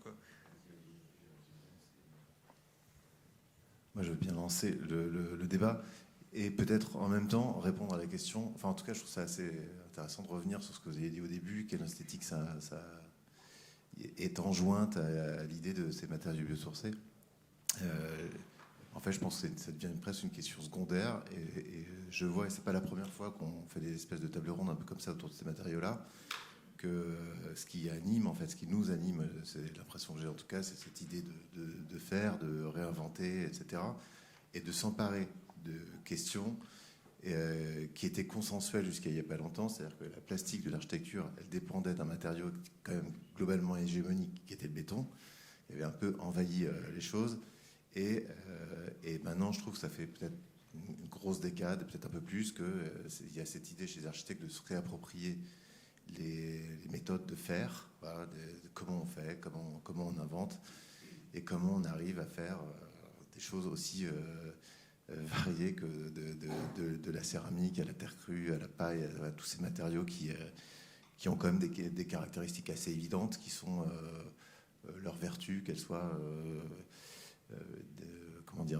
vis-à-vis du territoire, de mobiliser de l'économie locale, ou qu'elles soient des critères de confort ou même des critères esthétiques, etc. Enfin, il y a plein de gens, et c'est vrai que dans ça, ça suppose pas mal de levée de frein. Donc ça va vraiment, et là on voit, parce qu'il y a des échantillons d'acteurs qui permettent de le comprendre, ça va de presque de la R&D de la matière, quoi, à de l'application qui était peut-être un peu plus dans le champ de Biganos, ou de trouver de la ressource dans ce que tu fais, ou tu vois, de l'utilisation de la pierre brute, donc retour à une façon de construire qui utilise des matériaux anciens. Bref, je pense qu'il y a des choses qui sont, ça c'est ce qui nous anime. Après, il y a des choses qui sont plus faciles dans les levées de frein ou dans les convictions, des éléments de conviction qu'on peut apporter vis-à-vis de nos maîtres d'ouvrage pour faire avancer les choses. Déjà, c'est foncièrement différent. Je ne sais plus qui l'a dit, je crois que c'est toi. En fonction du fait qu'on soit frotté ou pas, un client institutionnel ou un client particulier, si c'est une pièce ou si c'est 40 pièces à normer, c'est déjà complètement différent. Et ensuite, il y a aussi ce courant qui nous pousse à aller dans des dimensions un peu plus impliquantes sur la matière.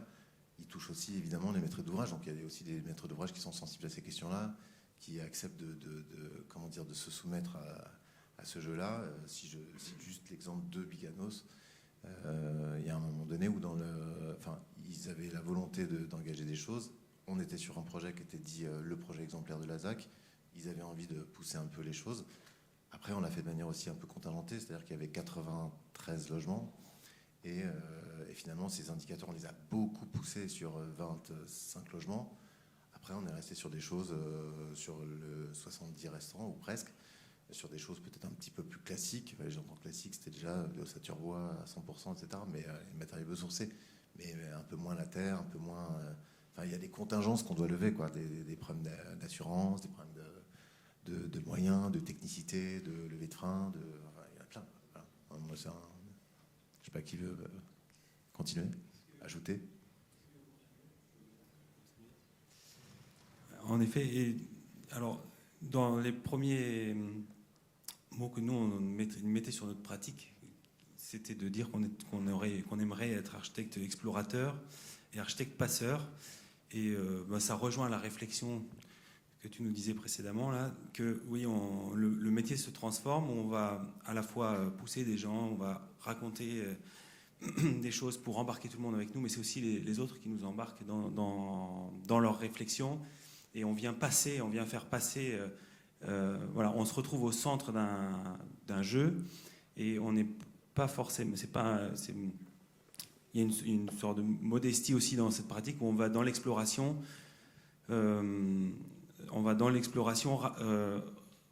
Faire transmettre un certain nombre d'éléments qu'on nous donne et qu'on va soit développer, soit réappliquer, soit tout simplement dire qu'on trouve ça beau. Et voilà, cette pratique-là, elle est effectivement peut-être différente d'une autre époque d'architecture. Oui, en ce qui concerne Terre Alluviale, sur la question de la transmission, la suite, là c'est en juin, on va avoir une exposition, donc une forme de transmission par l'exposition qui est vraiment accessible à tout public. Donc c'est aussi sortir un peu aussi du cadre de la chaîne qu'on connaît, de la construction, etc. et d'amener la question du matériau aussi à tout le monde en fait. Et là l'exposition elle sera dans le Médoc à la Pointe de Grave, donc ça va être vraiment au cœur, l'entrée de l'embouchure de l'estuaire. Et c'est intéressant parce qu'on va pouvoir amener à voir la question de ce matériau aux gens qui habitent là-bas, et c'est aussi de changer un regard, aussi de raconter un récit, parce qu'en fait on va partir de cette vase qui est considérée comme c'est de la vase en fait, tout simplement pour tout un chacun, et de montrer qu'en fait derrière ce potentiel, cette vase, il y a un gros potentiel, c'est une réelle ressource, et voilà, et par le biais de ce récit qu'on va raconter. Je rebondis juste sur la question des pratiques aussi et du récit. Il y a par la fiction, c'est ce on essaye d'amener aussi, de comment il y a un peu une forme d'hybridité dans les pratiques, architecte menuisier, architecte passeur, et on essaye un peu de l'extrapoler dans la fiction, dans le récit qu'on amène avec Terre Alluviale, sur les métiers qu'on rencontre aussi dans l'étude. On parlait de l'ostréiculture, des vignerons avec les sarments. Et voilà, cette fiction, on essaye de proposer des sortes d'hybridité inventée, de vignerons céramistes, d'ostréo-briquetiers, de s'amuser à ce genre de choses qui sont pas juste pour le plaisir de croiser des mots, mais qui sont aussi issus d'observations de changements, de mutations de l'environnement aussi, qui obligent à changer les pratiques. On voit l'arrachage de certaines vignes, on voit la difficulté des ostréiculteurs à cultiver les huîtres du fait de la mortalité. Donc voilà, il y a pas mal de choses comme ça qui viennent se rajouter aussi dans l'observation et l'enquête qui alimentent la question de la filière et des métiers, et pas que notre propre pratique. Juste pour poursuivre ce que disaient Quentin et mes prédécesseurs, il y a aussi une question de reconquête, je pense, de notre discipline, du génie, du caractère savant, où finalement ce qu'on peut percevoir dans les contributions de ce soir, c'est qu'il y a beaucoup d'appétit pour trouver de nouvelles solutions et qui s'affranchissent aussi du caractère normatif dans lequel on évolue dans notre génération. Voilà, si on remonte de quelques siècles, l'omniscience de l'architecte, elle est incontestable. Et l'architecte a perdu, si je puis dire, des parts de marché face à l'ingénierie, face à des lobbying. Olivier évoquait l'hégémonie du béton. Donc il y a un fort appétit de nos générations pour cette reconquête et un peu réinventer le schmilblick, quoi.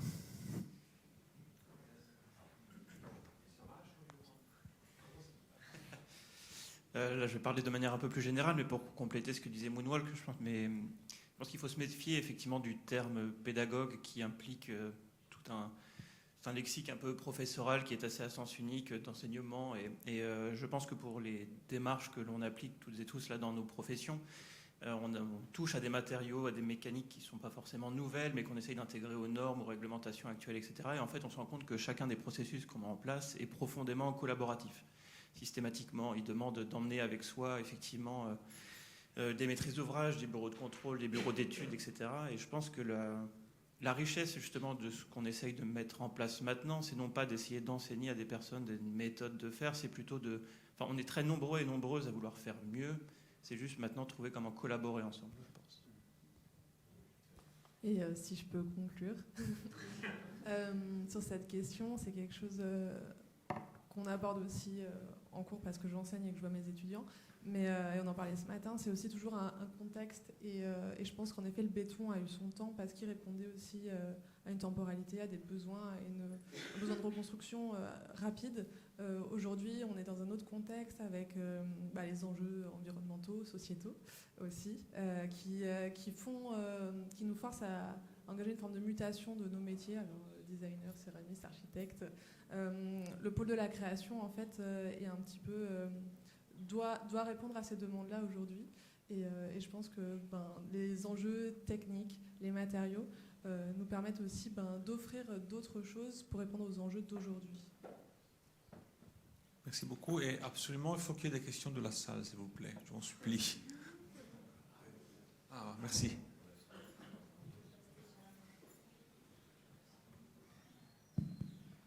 Oui, bonjour à tous. J'aurais aimé poser une question au dernier intervenant concernant les terres alluviales.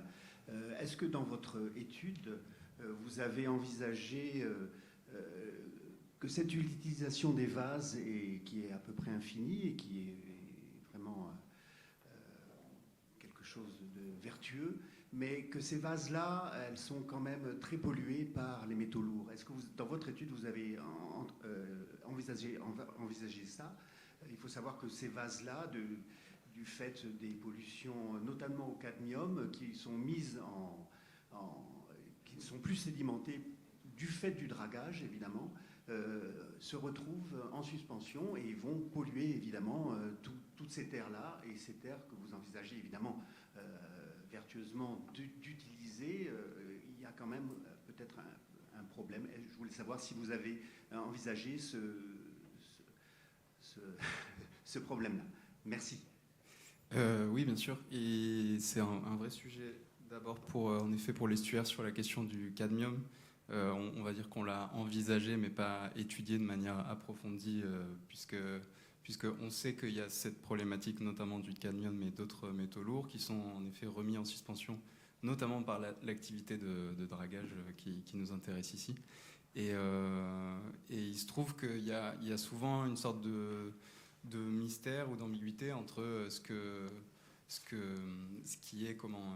qui peut être de l'ordre de l'innocuité pour les humains ou pour l'environnement qu'on met souvent dans une bulle. Et donc, pour le coup, on n'a pas d'étude précise de quel serait l'impact de telle présence de pourcentage de cadmium dans les vases qu'on retrouverait dans les ports. Du coup, pour la question de l'estuaire, elle est encore trouble, cette question. Peut-être que tu as un complément. Je complète sur le bassin d'Arcachon, où pour le coup je connais un peu mieux la matière, parce qu'aussi il y a le CIBA, on l'évoquait tout à l'heure, qui est le gestionnaire des sédiments. Et là, on est vraiment sur une matière dite non inerte, non dangereuse. Il y a beaucoup de tests qui sont faits, qui sont régulièrement appliqués dès qu'il y a des opérations de dragage, puisqu'on est vraiment sur un milieu sensible, surveillé, qui est soumis à plein de pressions du fait de l'attraction et en même temps du désir de protection du milieu. Donc là-dessus, on n'est pas sur des matériaux dangereux sur le bassin d'Arcachon. C'est juste une micro-aparté. Puisqu'on a nos parcours respectifs en amont de s'être ralliés autour de cette cause. J'avais travaillé avec l'école des mines d'Albi et justement, ils m'avaient sensibilisé à ces causes-là et proposé des tests qui ont été porteurs et qui attestent en fait de la composition des matériaux et qui ont été rassurants pour notre santé et justement cette production qu'on projette à long terme. Donc en effet, les traces ne sont pas dangereuses. En tout cas dans la composition en l'état. Voilà. Après, il faudrait vraiment sourcer à plusieurs points de collecte, plusieurs temporalités, plusieurs saisonnalités, pour avoir vraiment pouvoir l'attester de vive voix, mais en tout cas avec les premiers résultats, c'est probant et c'est rassurant.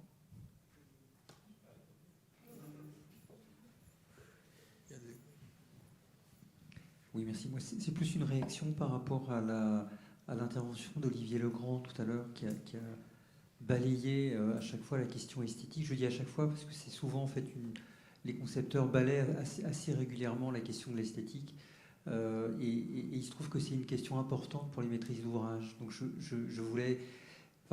trouve que c'est intéressant de la balayer, mais je trouve aussi que c'est intéressant de la reposer, en fait.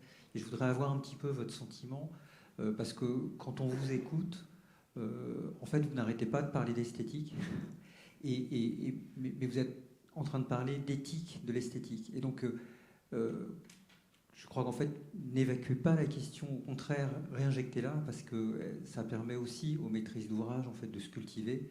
C'est une autre forme de pédagogie, hein, c'est pas forcément une pédagogie descendante, c'est simplement en fait une mise à niveau, une acculturation des maîtrises d'ouvrage.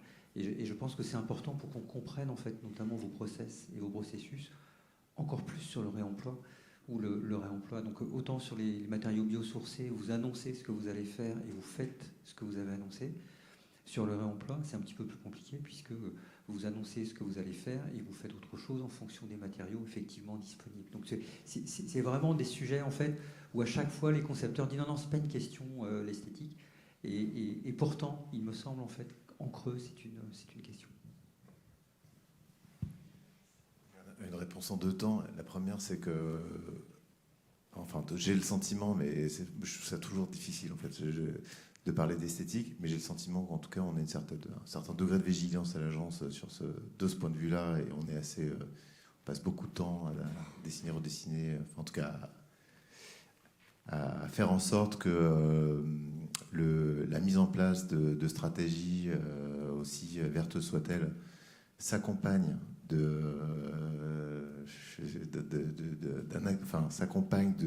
d'un traitement esthétique des bâtiments que nous faisons. Et c'est pas si simple sur les matériaux biosourcés, parce qu'en fait, quand même, peut-être si on détaille un tout petit peu plus l'esthétique, il y a des choses qu'on abandonne. Enfin, je veux dire, le porte-à-faux, c'est pas truc des matériaux biosourcés. Le cube en verre, c'est pas tellement non plus le truc des matériaux biosourcés. Donc on voit bien quand même, et encore, je veux dire, si on fait un mur trombe, c'est déjà faux ce que je suis en train de dire. Donc on voit bien qu'il y a des choses quand même, enfin, il y a des ressorts ou des logiques dans l'emploi des matériaux. Et même, j'ai fait un tout petit peu d'enseignement et je trouvais ça plutôt rigolo d'inverser les choses. C'est-à-dire quand on dessine quelque chose, savoir en quoi on pourrait le construire. C'est-à-dire, est-ce que derrière une forme, il peut y avoir une logique de la matière? Et je pense qu'il y en a plus ou moins une. Elle n'est pas forcément unique, mais en tout cas, c'est l'idée. Et ensuite, vous aviez raison de dire que sur un matériau qu'on prescrit, quand bien même sa prescription est difficile et s'accompagnerait frein, etc., c'est vrai qu'on est plutôt dans la maîtrise de l'esthétique de ce qu'on produit. Et effectivement, dans le droit, enfin, je ne vais pas vous paraphraser, quoi, mais c'est assez vrai. Après, on arrive quand même à trouver, enfin, en tout cas, ce que je constate là, on va par exemple, normalement, on devrait se lancer dans un projet dans lequel on souhaite pousser les curseurs du réemploi très très loin, c'est en faire un outil principal. Et ce dont je m'aperçois, c'est qu'en fait, l'appréciation esthétique des choses se base sur ce qu'on a déjà fait. Voilà. Donc c'est finalement le raisonnement, il est quand même possible, il est toujours possible de se rattacher à un champ esthétique, en tout cas de montrer l'étendard des choses. Après, ce qu'on constate aussi, mais c'est un peu dur à dire, mais je trouve que c'est une réalité, c'est que tous les maîtres d'ouvrage ne sont pas avertis sur la question de l'esthétique, et c'est un champ dont j'aime pas parler, pas trop en fait, parce que je trouve que il est parfois subjectif et on peut être assez déçu, voire plus, quoi, hein, de l'appréciation de nos projets. Et donc c'est pas un champ que j'aime pas trop aborder, même si pour nous c'est une importance capitale. Bien.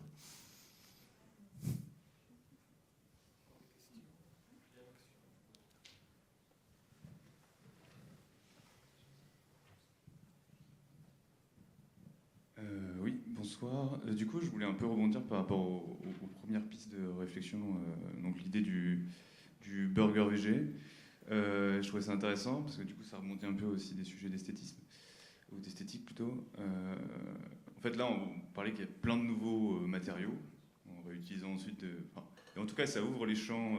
On va être moins monofocalisé sur le béton armé. On va ouvrir à plus de possibilités. Et aussi, du coup, à des mises en œuvre peut-être anciennes. Mais en tout cas, toutes ces nouvelles matérialités peuvent amener à de nouvelles manières de penser l'esthétique architecturale. Et par exemple, en gros, la question, c'était est-ce que vous avez déjà expérimenté tous, hein, c'est ouvert comme question, vous êtes confronté à une réalité et vous êtes dit, ah ben ça peut me permettre de faire cette esthétique-là, ou ça peut m'ouvrir des champs de dessin architectural. et vous n'aviez pas pu en gros y penser avant. Je pense juste à un exemple. J'ai l'impression d'avoir vu pour l'instant juste le traitement de l'ébrasement de la fenêtre avec une courbe qui peut s'ouvrir par l'utilisation en gros de la paille avec un enduit peut-être qui va simplifier ce type de mise en œuvre ou d'esthétique. Par exemple, la pierre, du coup, on aurait envie peut-être de dessiner des arches, mais pourquoi ne pas dessiner des arches? Enfin, voilà, c'est un peu ouvrir cette question-là.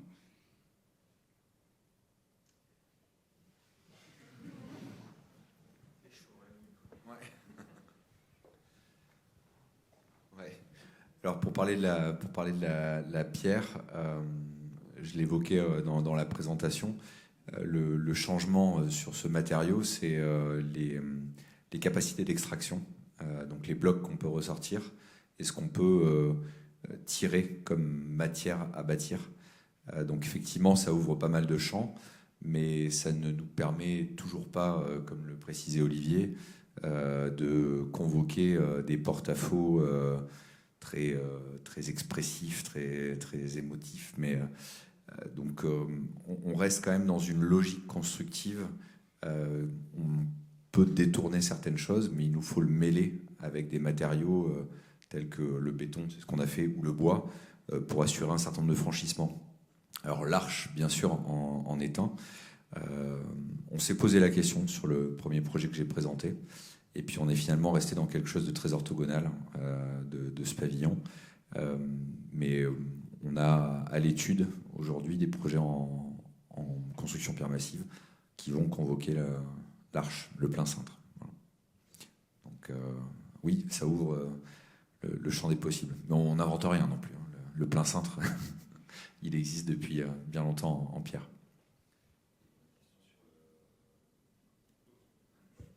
Juste rajouter quelques mots, juste pour compléter la question de la ressource, la matière et finalement l'esthétique de ce qu'on a présenté.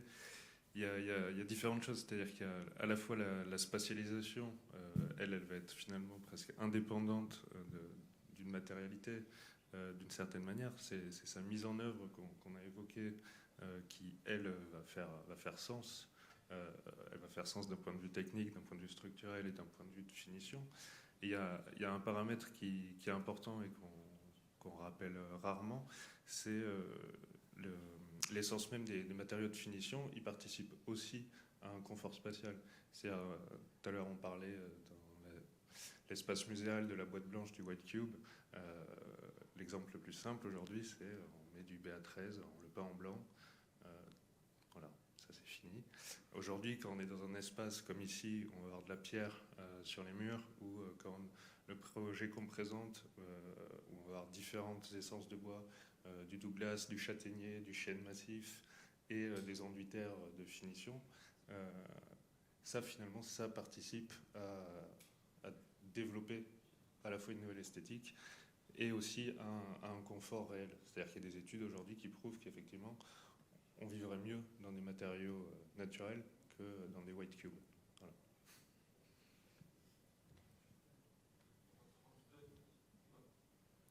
Pour compléter sur les matériaux un peu de réemploi, mais je vais utiliser un peu une image que Moonwalk a pu présenter tout à l'heure, qui était par exemple typiquement d'utiliser du vitrage de réemploi sur des cloisons vitrées. Effectivement, la source des matériaux peut varier en fonction des étapes du projet et de se retrouver avec des formats de matériaux qui sont un peu différents que ceux sourcés à la base ou imaginés à la base. Mais il y a tout un jeu aussi de recherche qui peut être esthétique dans le calpinage de ces verres pour essayer d'en faire quelque chose d'un peu plus ludique ou amusant. En tout cas, ça demande aux équipes créatrices d'être beaucoup plus agiles sur l'ensemble du processus du projet. Et ça, c'est une démarche assez intéressante pour un architecte qui aime bien stabiliser les choses, etc. Une dernière question.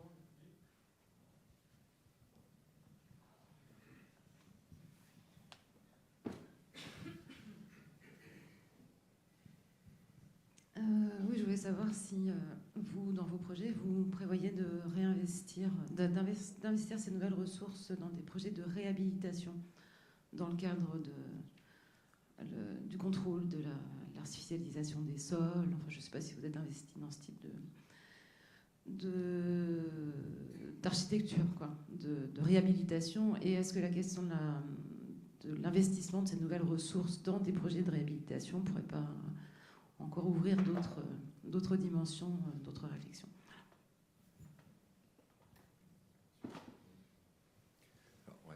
C'est déjà un peu le cas, notamment dans la ville qui nous héberge ce soir. Le label bâtiment frugal bordelais, dont vous avez certainement entendu parler, a inoculé dans le plan local d'urbanisme ces questions-là. Donc qu'il s'agisse de construction neuve ou de réhabilitation. Aujourd'hui, la part du réemploi, l'impératif de ne pas déconstruire ou le moins possible, de ne plus artificialiser du tout, sont des paramètres qui sont regardés de près sur chacun des projets. Donc oui, par la force des choses. C'est-à-dire qu'indépendamment de nos activités respectives, je dirais que les règles du jeu l'imposent désormais. C'est-à-dire qu'il y a encore 2 ou 3 ans, c'était sur la base, on va dire, du volontariat. Mais aujourd'hui, c'est presque la marche à suivre.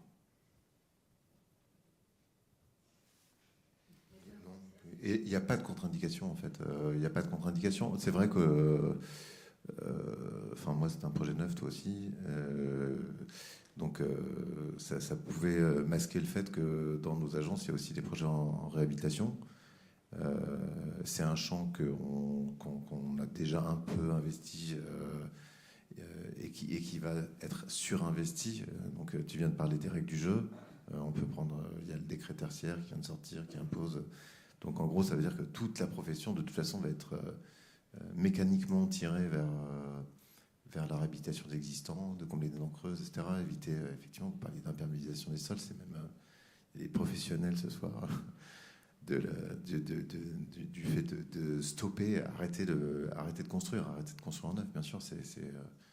Et en tout cas, il n'y a aucune contre-indication dans l'utilisation des matériaux qu'on vient de citer ce soir et la réhabilitation. Bien au contraire, il y en a même déjà qui étaient exploités uniquement en réhabilitation, genre le béton de chanvre. C'était avant uniquement un matériau de réhabilitation. Donc, il n'y a pas de contre-indication. Bon, merci beaucoup. On va continuer à discuter autour d'un verre de vin. Mon rôle de directeur m'impose de vous annoncer le prochain rendez-vous d'Arc en Rêve, qui est le 17 juin, je crois, à 18h30, avec une conférence de l'agence d'architecture Raum de Nantes, qui présentera la prochaine exposition dans la Galerie Blanche d'Arc en Rêve, intitulée Lutte des classes au pluriel, vu que c'est une exposition qui explore la production de cette agence, en particulier par rapport à l'éducation. Donc comment on agite les collectivités d'étudiants, professeurs dans le sein de différents établissements scolaires, du primaire jusqu'à l'université, donc le 17 juin. Et je peux dire qu'effectivement, pour reprendre un peu ce qui a été dit ce soir, l'année prochaine, donc c'est... 14 mois, si on compte jour par jour. Notre grande exposition dans la Grande Galerie d'Arc en Rêve sera dédiée au travail des architectes de Barcelone, Ricardo Flores et Eva Prats, qui sont un peu en ce moment entre les plus avancés architectes à considérer dans les projets de rénovation les bâtiments intermédiaires comme les premiers gisements d'où sortir les matériaux, avec un remploi entre 90 et 95% de ceux qui sont sur le site dans le même chantier. Et l'exposition sera complètement dédiée qu'à leur projet de rénovation. Donc ce soir, c'est un petit apéritif aussi d'un thème qui nous est très cher et que nous essayons de mener dans l'année prochaine. Donc merci beaucoup pour avoir été ici ce soir. Je dis encore le livre Impasse de Lilas à la sortie si vous souhaitez y donner un coup d'œil en sortant. Et vous êtes invités dans le parvis, donc c'est le rez-de-chaussée de l'entrepôt, pour continuer nos conversations.